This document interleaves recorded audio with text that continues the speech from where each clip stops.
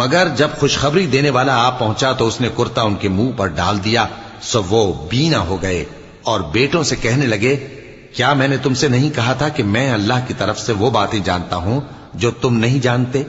بیٹوں نے کہا کہ ابا، ہمارے لیے ہمارے گناہ کی مغفرت مانگیے، بے شک ہم خطا کار تھے۔ فرمایا، میں اپنے پروردگار سے تمہارے لیے بخشش مانگوں گا، بے شک وہ بخشنے والا ہے، مہربان ہے۔ پھر جب یہ سب لوگ یوسف کے پاس پہنچے تو انہوں نے اپنے والدین کو اپنے پاس جگہ دی اور کہا، مصر میں داخل ہو جائیے، اللہ نے چاہا تو امن و امان سے رہیے گا۔ اور اپنے والدین کو تخت پر بٹھایا اور سب ان کے آگے سجدے میں گر پڑے۔ اور اس وقت یوسف نے کہا، ابا جان، یہ میرے اس خواب کی تعبیر ہے جو میں نے پہلے بچپن میں دیکھا تھا۔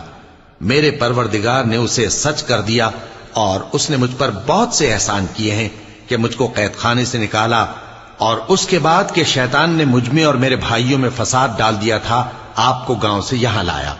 بے شک میرا پروردگار جو چاہتا ہے تدبیر سے کرتا ہے، وہ علم والا ہے، حکمت والا ہے۔